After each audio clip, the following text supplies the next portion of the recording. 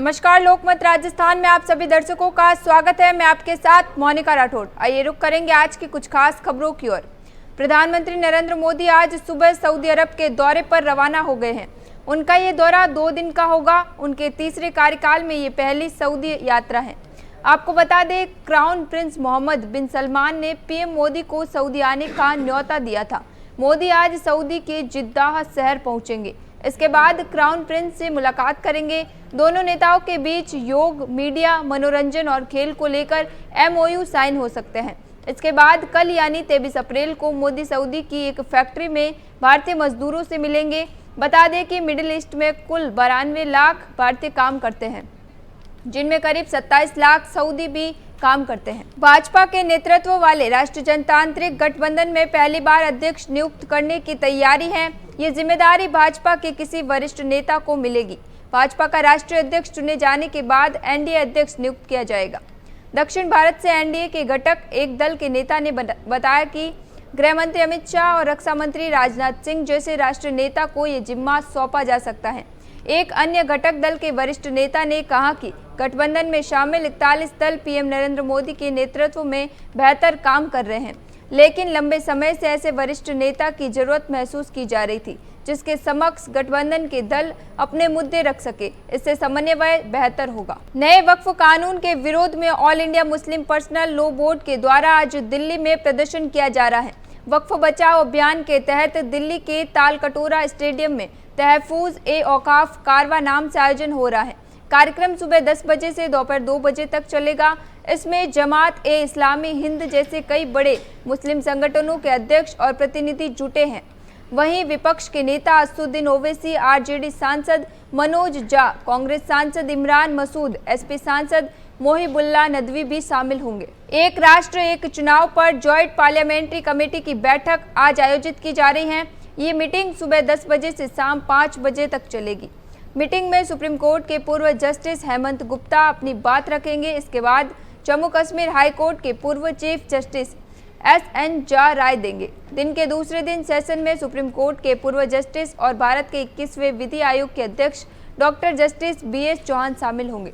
अंत में राज्यसभा सदस्य और सीनियर एडवोकेट अभिषेक मनु सिंह भी शामिल होंगे। इससे पहले JPC की आखिरी मीटिंग 25 मार्च को हुई थी। इसमें attorney general R Venkataramani, Delhi उच्च न्यायालय के पूर्व मुख्य न्यायाधीश DN पटेल, JPC सदस्य प्रियंका गांधी वाड्रा समेत और अन्य लोग शामिल हुए थे। आम आदमी पार्टी MCD मेयर का चुनाव नहीं लड़ेगी। दिल्ली की पूर्व मुख्यमंत्री और आप नेता आतिशी ने बड़ा ऐलान करते हुए कहा कि आम आदमी पार्टी मेयर का चुनाव नहीं लड़ेगी। साथ ही उन्होंने बीजेपी पर तंज कसते हुए कहा कि बीजेपी जहां चुनाव हारती है वहां साम दंड भेद अपनाती है। बीजेपी दूसरी पार्टियों को तोड़कर सरकार बनाती है। उन्होंने गुजरात और पंजाब का उदाहरण देते हुए कहा कि आप MCD में बहुमत लेकर आई, लेकिन बीजेपी ने पार्षदों को तोड़ने और खरीदने के बाद अपनी संख्या बढ़ा ली। साथ ही कहा कि हमारी पार्टी ने कभी ऐसा नहीं किया और ना ही ऐसा हम करते हैं, इसलिए आम आदमी पार्टी ने मेयर चुनाव लड़ने का फैसला किया है। बेंगलुरु में वायुसेना अधिकारी और उनके अफसर पत्नी से मारपीट के मामले में नया CCTV फुटेज सामने आया है। फुटेज से साफ है कि विंग कमांडर की ओर से भी मारपीट की गई थी। इसमें विंग कमांडर को पहले मारपीट की शुरुआत करते और युवक को सड़क पर धकेलते और लात मारते देखा जा सकता है। CCTV फुटेज के मुताबिक DRDO कॉलोनी से एयरपोर्ट जा रहे विंग कमांडर शीलादित्य बोस और उनकी पत्नी स्क्वाड्रन लीडर मधुमिता एक नियॉन ग्रीन जैकेट पहने युवक के पास पहुंचे। इसके बाद झगड़ा बढ़ा और हाथापाई शुरू हो गई। वीडियो में मधुमिता भी युवक से बहस करती दिखी। इससे पहले सोमवार को विंग कमांडर बॉस ने एक वीडियो जारी किया था। इस वीडियो में उन्होंने दावा किया था कि मुझ पर और पत्नी पर सुबह कुछ लोगों ने हमला कर दिया। मेरे साथ मारपीट के अलावा गाली गलौज भी की गई। कर्नाटक के पूर्व पुलिस महानिदेशक ओम प्रकाश की हत्या के मामले में पत्नी पल्लवी को पुलिस ने अरेस्ट कर लिया। इसके बाद उसे कोर्ट में पेश किया गया, जहां से 14 दिन की जुडिशियल कस्टडी में भेज दिया गया। मीडिया रिपोर्ट के मुताबिक बेटी को भी अरेस्ट किया गया। पुलिस सोर्स के मुताबिक घटना के समय ओम प्रकाश खाना खा रहे थे। इसी दौरान दोनों के बीच झगड़ा हुआ। ये इतना बढ़ गया कि पत्नी ने उनकी हत्या कर दी।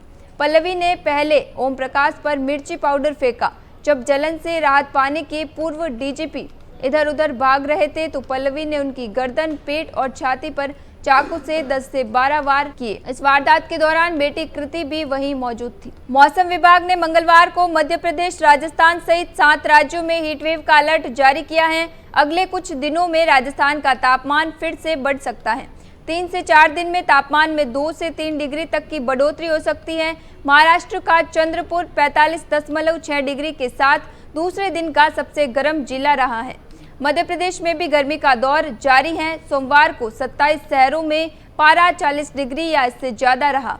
वहीं छत्तीसगढ़ के 4 जिलों में भी हीटवेव का अलर्ट जारी किया गया है। इधर मौसम विभाग ने 20 राज्यों में आंधी बारिश की संभावना जताई है। अरुणाचल प्रदेश, असम और मेघालय में भारी बारिश का ऑरेंज अलर्ट जारी किया है। देश के उत्तर पूर्वी राज्यों में इस हफ्ते इसी तरह का मौसम रहने का अनुमान है। फिलहाल के लिए इतना ही, फिर लौटेंगे एक नए सच के साथ। तब तक के लिए दीजिए इजाजत। नमस्कार।